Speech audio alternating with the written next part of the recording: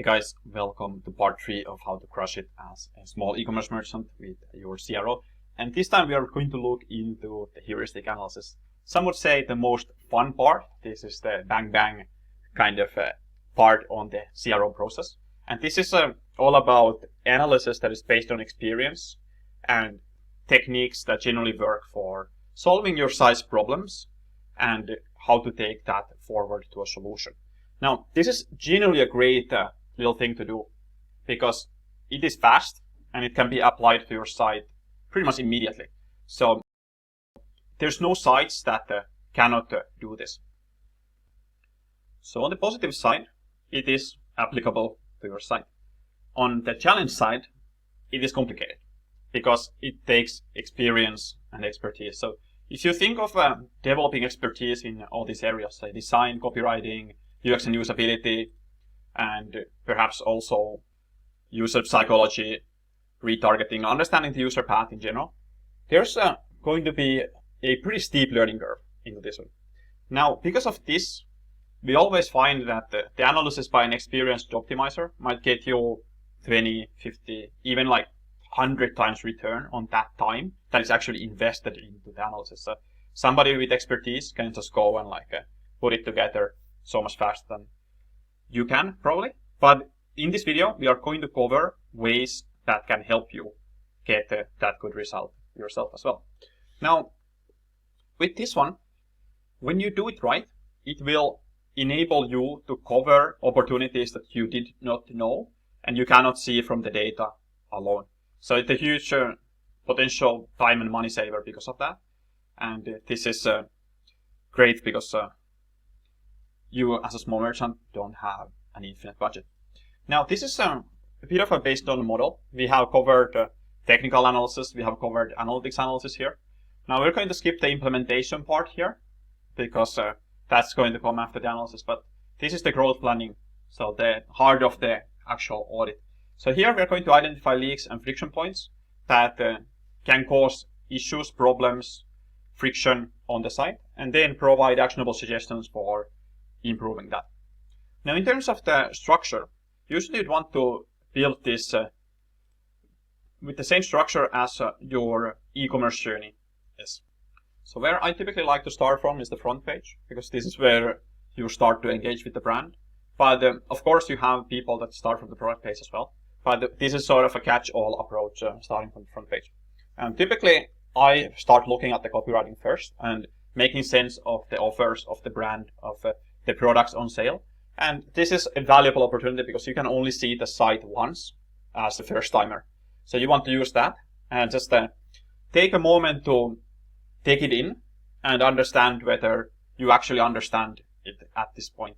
Because this is super common with most stores, that it's just built in a way that is for the advanced returning user. So kind of only understood from the owner's perspective. Too complicated, too advanced, not working with the first time visitor, etc. So first time I'm just going through the site, noting down problems, but not really explaining them that much. So here, for example, it would be pretty weird X button, very small text here. Probably can't really read this. This might be a little bit salesy of putting the no thanks, I'll pay full price right away, because I just landed on the front page. I don't even know what the offer is, and all these kinds of things. I have no idea what this is like. It's just a pretty deep rabbit hole, and usually you can get dozens of findings this way, especially if you haven't seen the site before and you have a bit of a fresh perspective. You can usually identify the elements a bit better. Now from there, I'll usually check in the front page, go into the collection pages, and just noting down the findings. So this is the user's journey: collections page, product page, cart page, checkout. And I'll show you how those findings might look like. So here's an example of that, about an issue on a particular store. Now, what you can notice here is the structure that we have. And it is based on Google Analytics, but it is still in its own way a separate thing. So we don't need to tie every single finding to Google Analytics in order to do a good analysis. It's one thing to be analytics focused. Another thing is to be too much there and not being able to utilize heuristic principles because you want to be too data driven. Now for your structure, I recommend that you start with a so-called problem statements. So if you cannot really define why something would be changed, don't change it. And then you can identify recommendations based on that. So this is the old structure we used to use. Now we actually have a better one. This is we saw that our competitors copied this from us, so we changed to a better one so we can provide better value for our customers. However, the core idea here is be able to state the problem and then come up with recommendation. Don't just jump into conclusions. Here is another example of that in a simpler format. So you have a problem solution. So you can just follow the structure as you go through the site. And I'd recommend listing them out on paper, because this way you can also look at them later on and see which ones are the priorities. Now, I don't want to show you too many things on the tactical side, but I do show like one more screenshot here about a suggestion.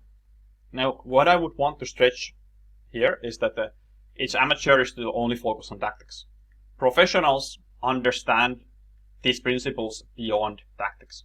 And if you only apply tactics after tactics after tactics, you will basically have a huge trash pile of tactics, which is just overwhelming.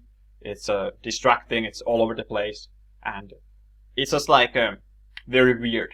It's just like become a weirdly technical person, always trying to manipulate people. So it's not a good way to go.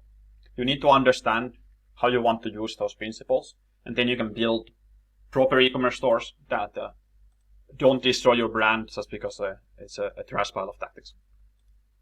A good thing to focus on here is a structure where you try to put these suggestions into these piles. So it can be a design-related suggestion. It can be something where it's not really clear, clarity-wise.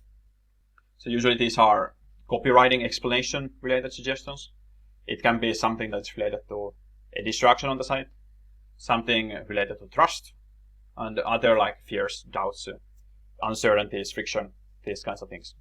So usually if you try to bucket your suggestions into those, you can try to see that you are not over-suggesting on any single area. And this way your analysis will be more balanced.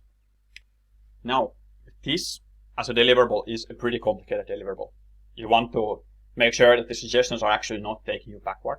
And that's risky as an amateur. So if you are already getting some success, I highly recommend that you hire a professional to take a look at this, because it's not really that expensive, especially if you are already getting results. Now, we do a lot of audits and analysis and plans for e-commerce merchants. We do around 50 per year. So if you are interested, you can go and check out our site at growgurus.com.